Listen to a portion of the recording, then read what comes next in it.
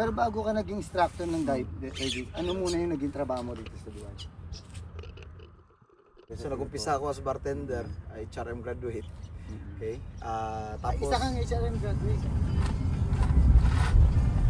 Yun. Nandito na tayo sa site kung saan natin mamimit si Coach Ready.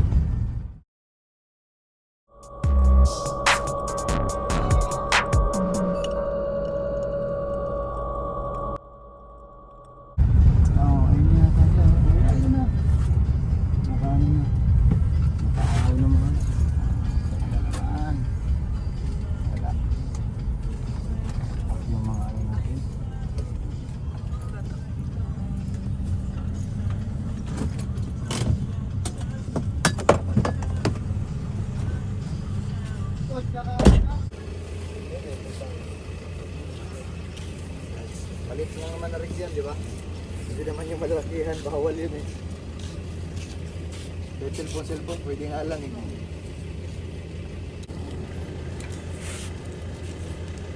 Ano ba ginawa nyo ngayon? Side ano ba? Side mount full face. Ito pala si yung ating si Ready. Welcome sa Pinoy Ito TV. Hindi ba kakahiya? Nasa camera shy ako eh. Diyan sa Okay, Alex pala. Si Bimbo. Surfer. Kung gusto mo mag-surf, punta ka sa kanya. Misis niya. Surfing instructor bro. Robocop nila. Hindi ko na masyadong nililinis yung likod eh. Kasi laging kabok lagi sa amin.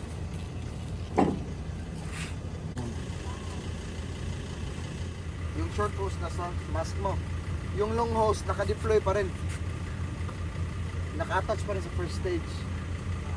O, tapos naka-deploy pa rin. Dito nagpapaliwanag si ganun? Ready. Kasi pagka Tungkol nagkakaroon sa ka ng side problema, mounting at saka palitan mo yun ng para sa breakaway. sa cave Breakaway diving. clip. Yan ngayon yung specialties ni Kasi Ready. nakikita ko Yung sa'yo nakalugtod eh. Nakikita mo pagtuturo sa akin ba, ng, ginanan ko lang. Kasi worst case scenario, pagka hindi ka makahanap. side mount para magamit mo Di ba? sa cave diving. So, breakaway, pwede nga kayo yung mga cable Sa tie ngayon na super nipis na madali lang ni-strap niya yung Pwede yun. gamit niya. Wala kang breakaway. Kaya Paano o-ring yung yan, mga- o-ring, oo. So, Ang dapat gawin. pag Mamaya, manipulate mo agad sa body mo. Kasi interviewin yung natin siya natin eh, muscle memory, kaysa kung hatakin mo. Paano siya nagsimula sa So, cave kung diving magsi-single tank ka, at saka sa usually, pagtuturo ng mga beginner divers. meron yan sa alam ko meron na yan sa Timo. Kasi kailangan meron akong eating trip ng Kuchaira eh. Pwede ka sumama sa akin. Basta weekend, tama? Pwede ka weekend, di ba? Weekend na walang overtime. Meron tipo minsan overtime. Pera eh. Pera yun. Diba? Pag pera dyan tayo, no? Kailangan natin yun. Punta kaya tayo ng dirito eh. Exactly. Diba? So sige, gano'n na lang Lex. So far, all good. Yun na lang sa akin. All good. Practice lang. Yun yung lahat ng skills, practice mo lang.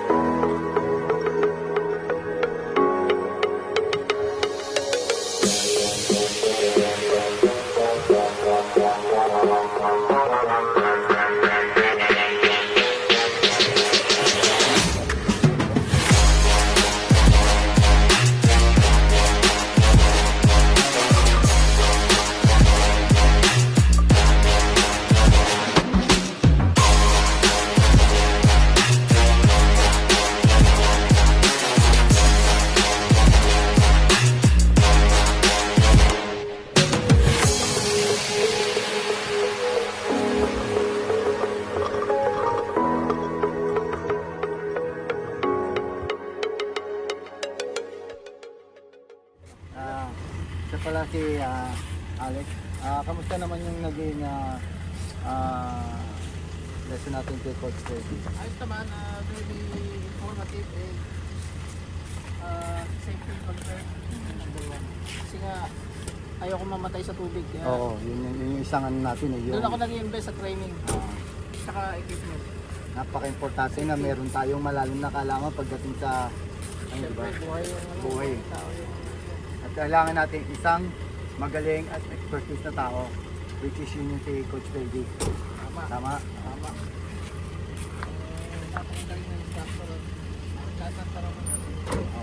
Saka talagang napakabait niyan. Kailangan matagal ko na rin kilala yung tao na Kasi yan. nandito ako eh. Ha? Nasa likod ako eh.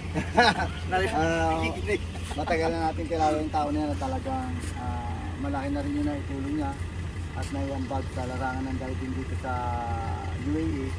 At masasabi ko, ngayon ako sa sarili ko, sa pagkakakilala ko kay Eddie, isa sa mga kinikilala Naman. pagdating sa ano na Sample lang, cave diver. oh, isa sa pinaka meka ng diving, di ba? Cave diving, talagang Hindi naman. Hindi lang cave. Marami pang class ng dive. Tinuturo niya.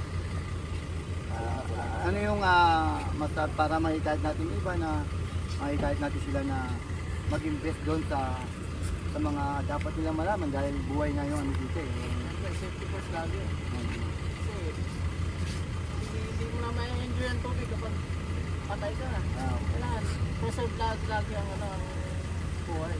Kasi maraming very risky sport siya. Kaya, kailangan natin ng knowledge para safety ang dive. Ma-enjoy mo.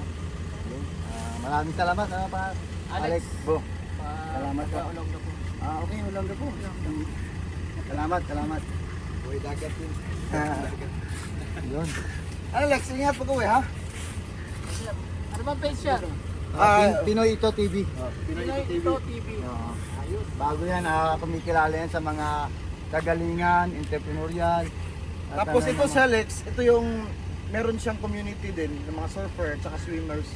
Tapos nagtuturo din siya ng mga free lesson ng swimming. Oh, yung kagagaling ko lang sa. So, yan yung ginagawa niya. More on, kumbaga, contribution sa community.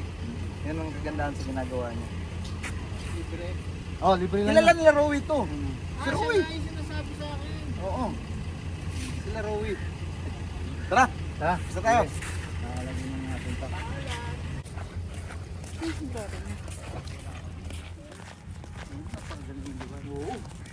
Yung pakilala ko lang ulit sa inyo. Hello. Yung, Ano yun? Pinoy. Saglit, saglit. Pinoy Ito TV. Pinoy ito TV. Yung ating second edition ng ating sa Pinoy Ito TV. Kumusta po? Yung mga kumikilala sa mga Maraming salamat. tumutulong at patuloy na papayo, nagbibigay ng kaalaman sa larangan ng diving. Si Coach Ready. Yan po. Ready. Sa Dubai. At maraming salamat sa Pinoy Ito TV dahil kay Bimbo nandito ako ngayon sa vlog niya. At, Ngayon pag-uusapan lang natin yung kwentuhan lang tayo kung ano ba yung paano ka nagsimula at saan ka na ngayon at ano yung future. okay.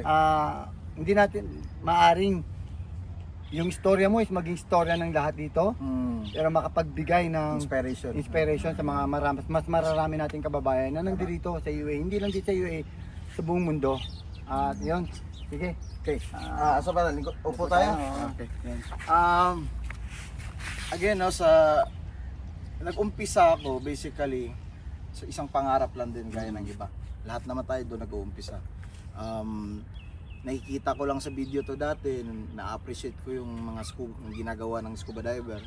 Tapos isa na rin doon yung advocacy nila sa tubig, pananatilihin yung kalinisan ng tubig dagat, no.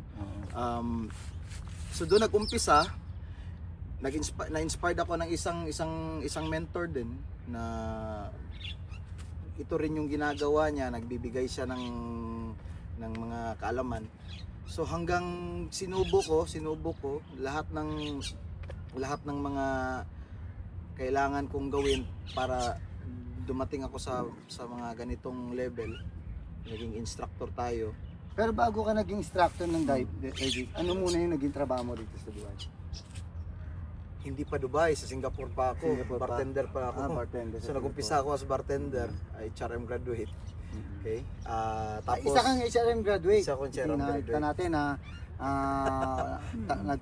nagtapos siya sa atin sa Pilipinas and then ginamit niya, nagtrabaho siya sa Singapore bilang isang bartender. Then, sige. Nagkaganoon ako ng bote doon. So hanggang pumunta ako ng Dubai, naging bartender ulit ng siguro mga isang buwan. Okay. At hindi ko nagustuhan yung hindi ko nagustuhan yung yung alam mo naman dati, di ba? So marami tayong mga pinagdaanan dati. But anyhow, so ibig sabihin yung buhay natin sa Dubai, dumanas din tayo Oo, ng hirap. nakahirapan. Oo, talagang Oo. lahat nagsisimula Oo. sa hirap. Oo, Di ba? naman, oo. Yun yung gusto nating iano sa mga natin na okay lang po mahirapan tayo. Oo. Okay lang yun kasi part yun ng process para Tama. tayo matuto at ma-develop. Oo. Ganun po yung talaga. Halos lahat ng istorya ng mga kababayan natin abroad is dumaan po sa hirap. Hanggang ngayon naman naghihirap pa rin. Pero ibang level lang. Ibang Oo, level hindi lang ng naman paghihirap. mawala yung paghihirap Oo. diba? So anyhow, so keep on striving hard. Hanggang pumunta ako dito sa yung pagkatapos na naging bartender ako dito, nasabak naman ako sa events. So hindi pa ako mga event naman. Oo, hindi pa masyado akong active sa, although diver na ako noon, pero hindi pa ako masyadong active sa diving. Tapos, nung pagkatapos ko ng events, nagkakaroon ako ng maliit na negosyo, nagpaparkila ako ng mga speakers, ilaw, gano'n. Hanggang nag-manage na ako ng dive shop with recommendation lang din. Ano to? Company? Company na siya, Okay, so empleyado ako noon. So, nag-manage ako ng dive shop, doon ko na napursu at napursu. Okay, so from there, na-inspired ako ng mga mentors ko kasi hindi naman ako nag-stick ng isang mentor, marami ako nagiging instructor. Itong mga mentor ba natin to nandito pa rin? Yung iba nandito pa rin. Okay. Pero nag-umpisa ako sa Pilipinas, yung talagang tinitingala ako hanggang ngayon. Okay, so anyhow, hanggang sa nagiging active tayo sa diving, nagiging cave diver ako, nagiging technical instructor ako. Yun. Pero yung humble beginning mo sa diving, ang unang nung nakilala kita, siya rin din po yung nag-ano sa akin, nag-introduce sa akin sa diving, nag-DSD ako sa kanya. Nag-umpisa na nagpunta ng shita sa Salja. Nag-umpita ako sa kanya. Nag-start ka, ito muna yung mga ginawa mo, yung pagtuturo, yung introduction ng diving. Recreational, And then later on, biglang technical. na ano na yung ano mo sa technical, which is I think yun yung isa sa mga Medyo na yun, next level yun. next level ng diving, based din sa aking mga napapanood documentary na isa rin to sa pinakadelikadong stage ng diving, right? Paliwanag natin yung ano ba yung cave diving. Okay, so bago tayo sa cave diving, just to let everyone understand, ang diving maraming branches.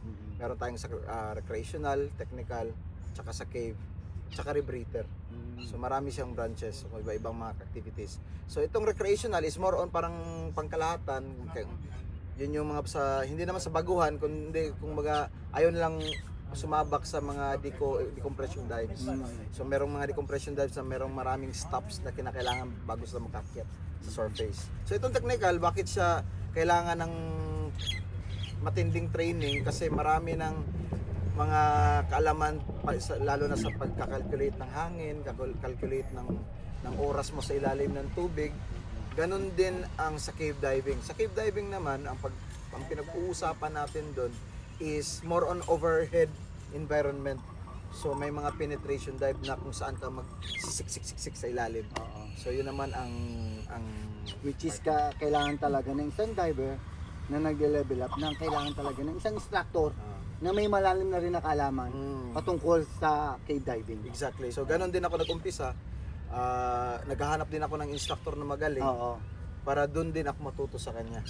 Kasi ang inaano nga natin dito ay buhay. Exactly. Kaya kailangan talaga yung kaalaman natin is nandoon talaga sa level na masasabi natin na yung magiging client natin is safe based doon sa So capable natin. din. So in terms sa cave diving, i-evaluate din yan ng mga magtuturo kung ikaw ba napasasaba ka sa cave diving, ay ready ka ba din sa activities na to.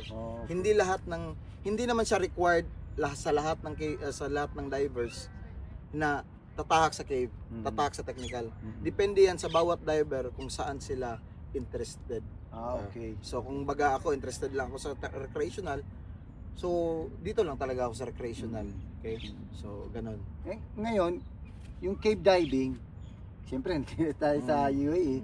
Wala namang masyadong cave diving. Saan nangyayari yung cave diving?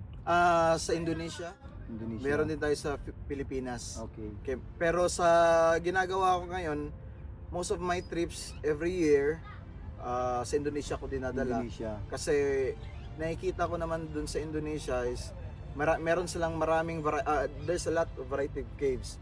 So meron silang mga friendly cave, meron silang pwedeng mag-technical, deep cave. So kaya doon ko muna dinadala yung mga Para sa mga manonood, ang ibig sabihin, yung training kinakandak mo dito sa UAE, exactly. Yung- Umpisahan ko dito. umpisahan dito lahat yung baseline, and then pag dinadala mo Doon sila ko na dinadala. sa Indonesia para For gawin final na- dives. yung execution nung Exactly. Exactly. Okay.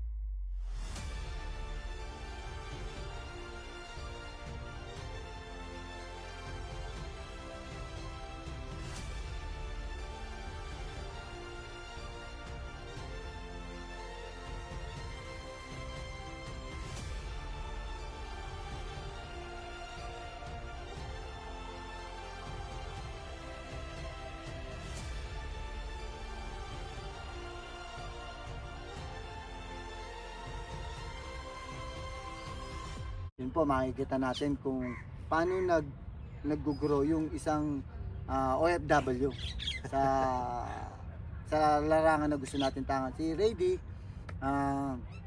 nagsimula din to as a humble from employee, ngayon may sarili na yung company. Bilang isang entrepreneur naman, matanong kita, Opo. ano ba yung mga ito yung medyo di ba? Ano ba yung mga dinanas natin bilang isang entrepreneur? Oh, syempre medyo marami-rami din. Unang-una dyan, nagbi-build up ka ng kaalaman, of course, isa din yun. Tapos, yung mga struggles bago mo makamit yung mga gusto mong makamit, lalo na yung pagkakaroon mo ng sarili mong negosyo.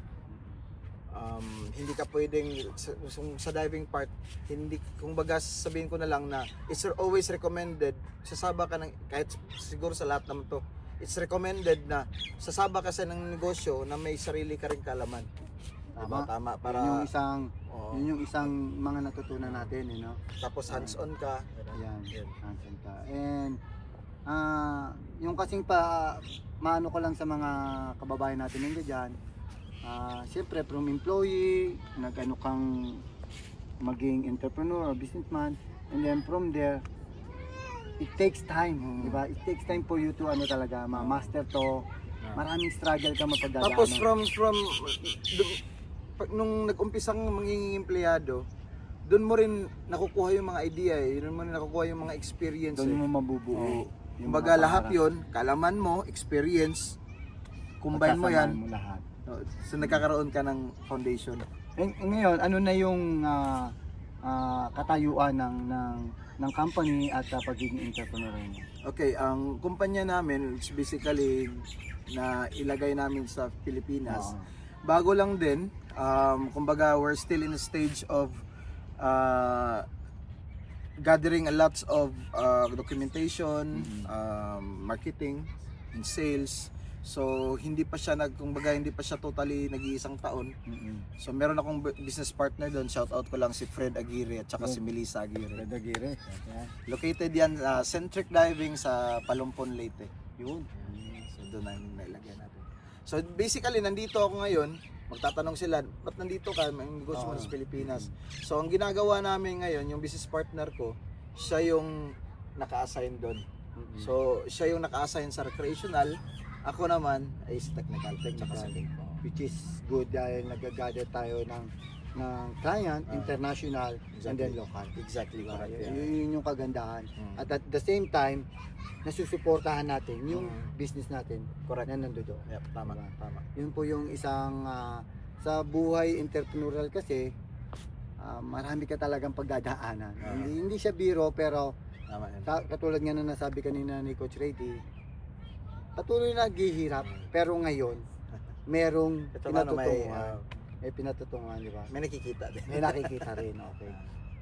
Ngayon, ano naman yung masasabi mo sa mga kababayan natin dyan na nagsisimula pa lang or maaring umaangat na, may kakayahan na, may kaalaman na, ano yung masasabi mo sa kanila bago sila mag-decide to look for yung kanilang gustong mangyari sa buhay? Message ko lang is keep striving, patuloy lang, huwag susuko kasi ang hamon ng buhay ay always laging nandyan.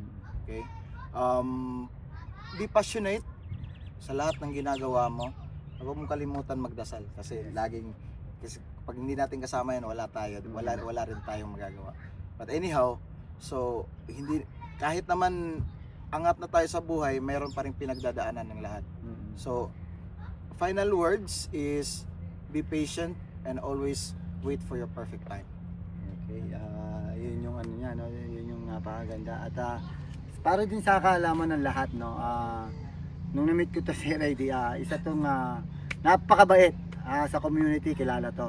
Kahit Ganon din to. pag sinabi mo sa larangan ng tubig, Rady, kilala ka agad ng lahat yan. Number one yung kabaitan ni Rady at yung pagpupurso niya na hindi lang maipakilala yung mga Pilipino sa larangan. Hindi, siya, pinus niya yung sarili niya, in-improve niya. Yun ang isa nating mapapayo sa mga kababayan na laging merong area for improvement. Exactly. Kung makikita nyo from recreational to ano yung kanyang ngayon. Talaga ako isa ako. So, masasabing idol ko to. Thank you. Kasi talagang ano na to sa maraming ano diyan ng mga vlog or mga pahayagan diyan na ano na rin to. At talagang isa siya para sa akin to yung opinion ko May kanya-kanya naman tayong opinion, pero yung opinion ko sarili ko to. Masasabi ko na isa siya sa mga masasabi kong Pilipinong na talagang nilagay niya yung sarili niya doon sa taas. Hanay siya. Ako kasi nanonood din ako ng documentary, may malalim din akong kaalaman based doon sa napapanood ko, hindi sa execution. Pero masasabi ko na nailagay niya yung pagiging Pilipino niya sa mga hanay ng mga cave dive instructor na masasabi natin magagaling. Angat Pinoy. Isa doon sa mga Pilipinong talagang nandoon sa level na yun. Pupunta pa rin tayo doon.